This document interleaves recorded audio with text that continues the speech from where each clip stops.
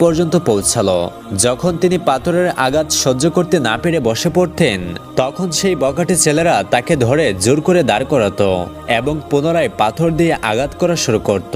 অতঃপর তারা হাসতো, গালি দিত, ঠাট্টা করত। প্রিয় নবীজির এমন দৃশ্য দেখে নবীজির সাথে থাকা তার বিশ্বস্ত সঙ্গী হযরত যায়েদ বিন হারিসা রাদিয়াল্লাহু তাআলা আনহু আপ্রাণ চেষ্টা করতে থাকলেন যে কোনোভাবে নিজের শরীরকে সামনে রেখে পাথরের আঘাত নিজে সহ্য করবেন এবং নবী মুহাম্মদ সাল্লাল্লাহু আলাইহি ওয়াসাল্লামকে বাঁচাবেন।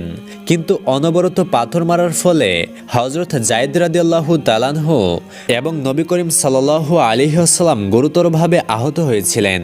তার মাথায় গভীর আঘাত লেগেছিল এবং আমাদের প্রিয় নবী হযরত মুহাম্মদ সাল্লাল্লাহু আলাইহি ওয়াসাল্লামের পায়ে এত বড় ক্ষত হয়েছিল যে তা থেকে অবিরাম রক্ত ঝরছিল। অতঃপর গুরুতর আহত অবস্থায় রাসূলুল্লাহ সাল্লাল্লাহু আলাইহি ওয়াসাল্লাম তায়েফ থেকে বেরিয়ে পড়লেন এবং অত্যন্ত ক্লান্ত হয়ে বনু রাবিয়া গোত্রের একটি বাগানে এসে থামলেন।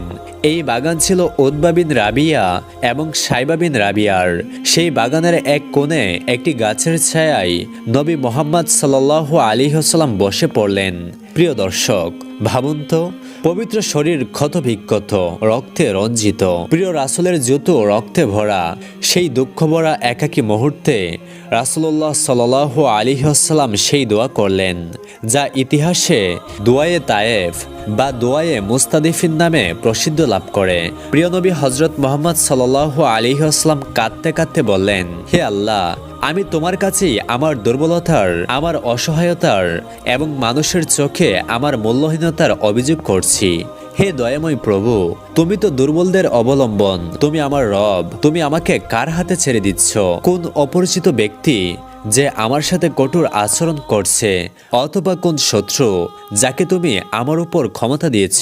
হে আমার রব, যদি তুমি আমার উপর অসন্তুষ্ট না হও তবে আমি এই কষ্টগুলোর পরোয়া করি না। তোমার পক্ষ থেকে প্রাপ্ত শান্তি ও স্বস্তি আমার জন্য সবচেয়ে বড় আশ্রয়।